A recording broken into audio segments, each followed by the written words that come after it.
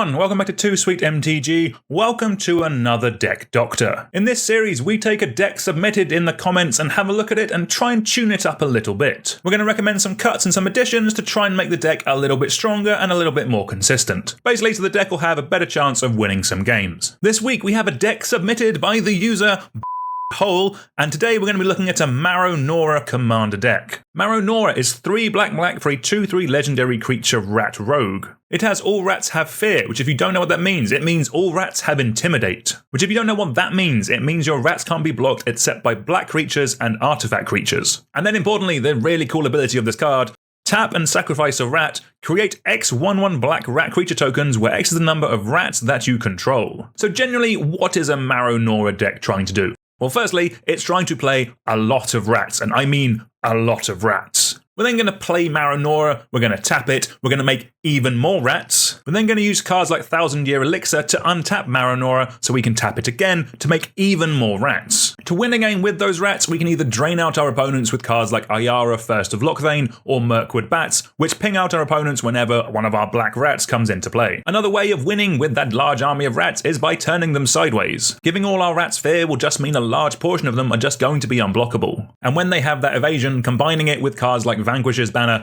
or maybe even Coat of Arms to make our rats nice and huge, makes them a great win condition. So the deck is on screen here, let's have a quick look through, let's see what cards we like. So first up, we can see that we are running a lot of very cheap rats. Ooh, we love Pack Rat. This is probably my favourite, if not the best rat. 1 black for a star rat. Its power and toughness are each equal to the number of rats you control, and for 2 black and discard a card, put a token onto the battlefield that's a copy of Pack Rat. You don't actually have to tap it as well, that's awesome. When you have one of these in play, it kind of just becomes your whole game plan of just making as many Pack Rats as possible, which combined with our commander will mean that these are absolutely huge. This seems really great. Below that we have a rat token maker with Piper of the Swarm. It's not a rat, but it makes rats consistently. We're going to be looking for a lot of those in the deck. Ooh, I also really love Nezumi Grave Robber. 1 black for a 2/1 rat rogue with 1 black, remove target card in an opponent's graveyard from the game. If no other cards are in that graveyard, flip Nezumi Grave Robber. Flips into Night Eyes the Desecrator, 4/2 legendary creature rat wizard with 4 black, put target creature card in a graveyard into play under your control. That's really cool. You probably have noticed the rotate 180 button there, but never mind. Ayara we mentioned up top, this is just a great win condition for the deck.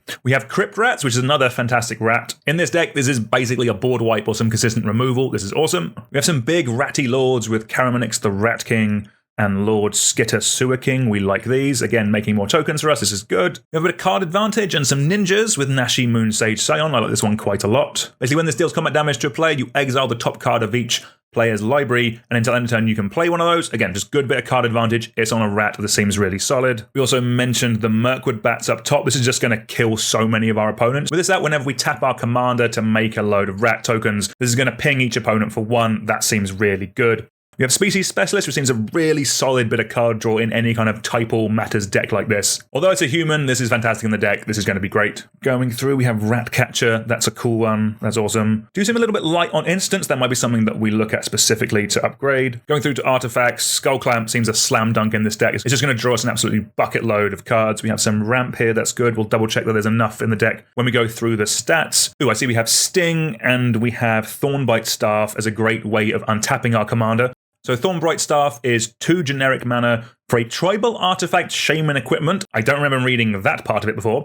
But equipped creature has pay 2 generic to tap it. This creature deals 1 damage to target creature or player. And this is the important line of text. It also has, whenever a creature is put into a graveyard from play, untap this creature. It has a line about shamans, we don't care about that, but it also has equip 4. I think Thornbite Staff and Marrow-Gnawer is a combo. Let's have a quick look. Yep, here we go. Here's the combo. Marrow-Gnawer and Thornbite Staff. Combo result, infinite creature tokens, infinite ETB, infinite leave the battlefield, and infinite sacrifice triggers. Well, that sounds pretty good.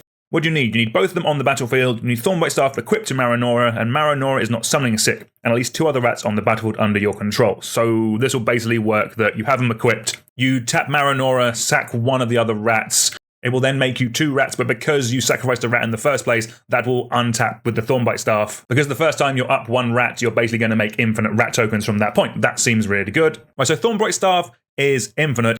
Sting, Glinting Dagger, which untaps the creature at start of combat, and I'm guessing Patriarch's Seal. These just let you untap it 1 extra time in a turn. Same with 1000-Year Elixir, actually. With one of these and our commander, we're basically quadrupling the amount of rats that we have every turn. they seem really good. They seem really solid in the deck. And then what else? Yes, then we have things like Vanquisher's Banner, Obelisk of Erd, and Haunted One. That's a cool one, which basically buff up all of our rats, means they deal for more damage, makes the rats a lethal threat. There's no Crater Hoof in black, but we have these kind of effects. That's awesome. Also, the curve of this deck is really, really good. There are so many 1, 2, and 3 drops in this deck. If I'm honest, that might actually be a little bit too low. I can't believe I'm saying this deck has too much of a good curve, but because a lot of the rats are going to be quite cheap, I think the deck could be lacking a couple of high impactful 4 and 5 drops. So that might be another way that we make some changes to the deck. Right, so let's have a quick look through the stats of the deck. So in terms of number of rats or cards that make rats, I count 31. That is a very good number. I might bring that down slightly just for some more impactful cards, but we'll get to that in a little bit.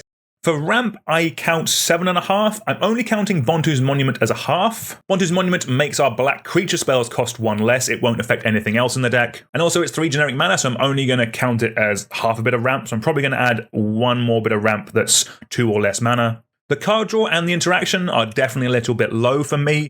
So for card draw, I count between 4 and 5 bits. So I'm probably going to add 3, maybe 4 bits more card draw just to help us get through the deck. And interaction and removal, we have 5, but 2 of them are a little expensive. We have Kindred Dominance and Ingarruk's Wraith, both super powerful, effectively one-sided board wipes in this deck, but I don't think we need 2 of them. That's something we'll get to in a minute. For win cons, I counted 4 ways of untapping our commander. That seems really good. We have, I think, 6 or so effects that buff up our rats. That is a very good number. And we do have some of these drain effects. This might be a place where I look to make some cuts, because I think we want to focus it down on what the deck's actually trying to do a little bit. So in terms of the cuts, the first place I'm going to start is just by trying to focus the deck a little bit. From looking through the list, it's kind of in between 2 different win conditions. We have effects like Vanquisher's Banner, Obelisk of Erd, and Haunted One, which want us to have the largest board possible of rats so we can turn them sideways. But then cards like Vindictive Vampire specifically want us to be sacrificing those creatures, which doesn't really go into the plan of turning things sideways. I know that the commander is sort of a sack outlet, but most of the ones in the deck only sacrifice like 1 or 2 creatures a turn. To get the most out of a card like Vindictive Vampire, you need a lot of free sacrifice outlets where you can just sack your whole board at a moment's notice. The other one that is leaning into that part of the plan a little bit too much for me is Black Market. Now, this is a really strong card. I do really like it, but I don't think I like it too much in this deck. The reason for that is I think it's just a little bit too slow. This is a deck with a ton of 1 and 2 drops. We don't really want a card that is going to start us ramping after turn 5. Also in this deck, we don't have too many massive spells, or we don't have any big X drain effects, anything like that, which is normally where you see a card like Black Market be played. Some other cuts are just going to be some of the lesser rats, so I'm going to recommend cutting Drainpipe Vermin, Nezumi Ronin, Thriving Rats, Nezumi Prowler, and Nezumi Blade Blesser. I think the deck already has a very good amount of rats in there. We can bring that number down just a little bit to run some more impactful win conditions, or swap them out for some more impactful rats or cards that make rats. I'm also going to cut a card like Supernatural Stamina. I'm going to cut this specifically for Malakir Rebirth, which while it is a bit more expensive, it's a land as well. So while I like these effects in decks, the land version is just more free to include, because it can also be a land when we need it to be a land. I'm also going to recommend that we cut Foul Tongue Shriek. I do like this effect, but as this one is specifically only target opponent, I don't think it scales as well with Commander. We do already have Gruesome Fate in the deck, which is 2 mana more, but because it specifically does every opponent, it scales much nicer with Commander and can take everyone out of the game rather than the awkward thing of killing one opponent, leaving you open maybe. As I mentioned as well, I don't think we need both Kindred Dominance and Ingarruk's Wake. One of them, I think, will be good enough in the deck. We'll probably replace that with a lower drop board wipe in our colours. I also do like Haunting Voyage, but again, it's a bit expensive to cast, so I might change this for a cheaper version of the same effect. And then the other cut I think I'm going to make is I think I'm going to cut Door of Destiny, just because I do think this is a little bit slow in this deck specifically because it says when you cast a spell of the chosen type, so it doesn't work when we put a bunch into play with our commander. It is very good, but I like these effects to give the buff straight away, rather than requiring a bit more work, and I've got a cool option that I want to put in the deck in its place. Right, so let's go over to my list. We're over using Tapped Out. If you think I should be moving over to Moxfield, do let me know down in the comments. It does look a little bit prettier, so maybe I should be using it. But let's go over some of the cards I've added. First up, we've added Chittering Witch. 3 in a black for a 2/2 creature human warlock. When it enters the battlefield, create a number of 1/1 black rat creature tokens equal to the number of opponents that you have, and 1 in a black, sack a creature. Target creature gets -2/-2 until end of turn. So it's one body that importantly makes us 3 rats. This seems like a really solid card. It's nice and cheap as well, seems like a very solid include. Though it is also some incidental removal I quite like as well. In terms of other rats added, we've added Graph Rats. It's 1 black for a 2/1, and it melds with a card called Midnight Scavengers. And you know that means we are definitely running Midnight Scavengers as well, which means we can meld them into Chittering Host, which is a 5/6 with Haste and Menace, and when it enters the battlefield, other creatures you control get +1/+0 and gain Menace until end of turn. That is specifically the swap I made for Door of Destinies.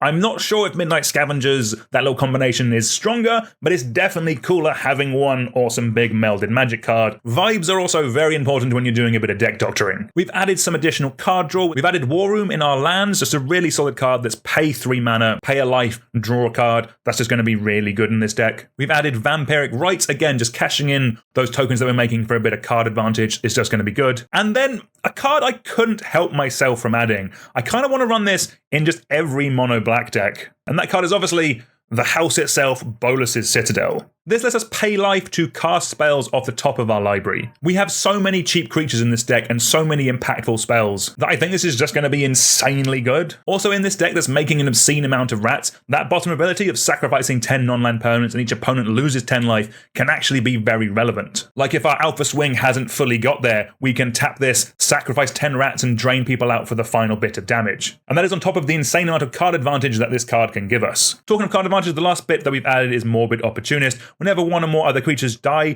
draw a card. Again, in this deck, we have plenty of like incidental sacrifice effects that will mean we'll draw plenty of cards with things like Morbid Opportunist. We don't have the large suite of sacrificing our whole board effects, but these little ones I think are going to be really good. As I mentioned, we cut one of our big board wipes. We put in, I definitely thought I cut something to add Mutilate in. We will find something for that in a moment. Just swiftly adding Mutilate, definitely forgot to change that. Don't worry about it. It's just a really good, nice and cheap board wipe for 4 mana. As I said, In Garruk's Wake is a really strong magic card, but just having this at 4 I think will be more useful to us, and we still have Kindred Dominance as well to keep our ratty board around. We've added a bit more instant speed interaction with things like Bitter Triumph and Infernal Grasp. These could be any instant speed kill spells. These are probably the best ones out there, that's why we picked them, but anything will work. Just gives us some more ways of interacting with our opponents on their turn. We swapped Haunting Voyage directly for Patriarch's Bidding. It's going to be a very similar effect in this deck, and this one only costs 5 mana. Yes, our opponents can bring back a couple of creatures, but our deck will take the most advantage of this. Symmetrical effects not being symmetrical are very strong. Some other changes specifically to help us win the game. We've added Crashing Drawbridge. It's 2 generic mana for a 0/4 artifact creature wall with Defender. We don't care about any of that. Importantly, we care about tap it, creatures you control gain haste until end of turn. There aren't too many ways of giving our creatures haste in black. I think specifically in the deck we only had previously 1000-Year Elixir and Swiftfoot Boots to give our commander haste. By adding Crashing Drawbridge, it's another way of using our commander's ability the turn it comes in, or alternatively on later turns we can use it to make the creatures that we make have haste so they can attack straight away. That specifically means we can kill our opponents a turn earlier, which is always going to be a good thing. And it's 2 generic mana and costs between 34 cents and $1 at time of recording. That seems like a solid include. The last place where I've made a couple of changes is with the lands. So I've added Paducah Bog, we might as well run this, it's basically free to run in black. Also, because we have Nezumi Grave Robber, we kind of want people's graveyards to have less cards in them, so we're likely to flip that. Paducah Bog just helps that out. The other card I really like in decks that make a load of tokens is Westvale Abbey. Yes, I know it makes clerics rather than humans, but that doesn't matter. If for whatever reason we can't attack with a wide board, we can sacrifice 5 rats, tap this, and make a 9/7 flying lifelink indestructible with haste. It's just a nice little backup win condition in case you're playing against like a pillow fort deck, where your opponents have like ghostly prisons or propagandas where you have to pay to attack them. Against those decks, going wide really sucks, so we can go really tall with this big legendary demon and kill them with that. There is a different way you could take the way I've upgraded the deck, and that is to basically go full aristocrat with it. I'm not going to make that change, I'm not going to make that list, because personally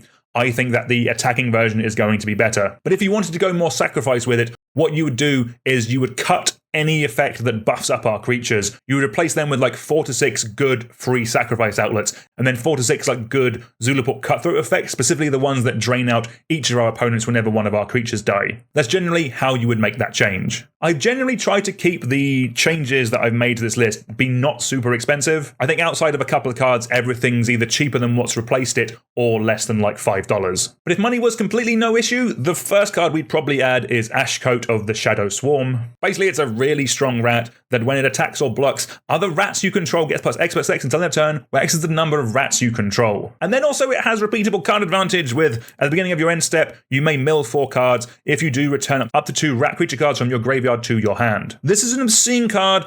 Do not buy it now. It's only been printed once in Jumpstart 2022. It'll get reprinted in a Commander Master set or something like that in the next couple of years. It'll halve in price. I generally don't give financial advice on the channel, but this is definitely one I would wait until it gets reprinted before you think about picking it up. Another awesome card that's pricey because it hasn't been reprinted is Plague of Vermin. 6 and a black for a sorcery. Starting with you, each player may pay any amount of life. Repeat this process until no one pays life. Each player creates a 1/1 black rat creature token for each 1 life they paid. So Plague of Vermin specifically with Ayara is obscenely stupid, because we'll gain the life back straight away. Also in theory, this could be 7 mana, make 39 rats. That's obscene, that's obviously very good, but again, as this card hasn't been reprinted, it is quite expensive at time of recording. The rest of our upgrades all revolve around lands in some way. First up, we have Swarmyard. Taps to add a generic, or taps to regenerate target insect, rat, spider, or squirrel. Again, it's a little bit pricey for most builds of this deck, but if you were trying to optimize it fully, just being able to protect your commander every turn for free because it's on a land, this is going to be pretty good. And then we have 3 cards that, like, from a fully optimized point of view, should probably go in every mono black deck, and that's Urborg, Tomb of Yawgmoth, Cryptghast, and Cabal Coffers. These cards are very good. I don't think Cryptghast is too expensive, but Urborg and Cabal Coffers definitely are. They do get reprinted fairly often, so these are cards you're after. Wait for a reprint. They'll probably still be kind of pricey, just because they're played in so many things, but they will get reprinted and keep the price a bit more in check. Then last up, we have an upgrade that you could make to any monocolored deck, and that is by adding extra planar lens to a deck. It's 3 generic for an artifact with imprint, which means when it enters the battlefield, you may exile target land you control. Whenever a land with the same name as the exiled card is tapped for mana, its controller adds 1 mana of any type that land produced. So when you imprint a swamp under this, it means that all your swamps tap for 2 mana. It means that any opponent's swamps will also tap for 2 mana, but again, this is the no money is an issue upgrade here. What you do is you swap your lands to basic snow lands. Because this lands are the same name, not type, it means that only Snow Swamps tap for 1 additional mana. So unless the matchup is the very niche Snow Swamp versus Snow Swamp matchup, only you are going to be getting this effect. Again, that is money not holding us back upgrade. It's not needed at all, it's just something cool I thought I'd mention. Right, thank you all very much for watching. Links to both the before and after will be down in the description below. If you have a deck you would like me to take a look at, please put it down in the comments. I enjoy doing these and I'm planning on doing more in the future, so it'd really help me out. But until next time, please like, share, subscribe, all that good stuff, and I'll see you all soon. Goodbye.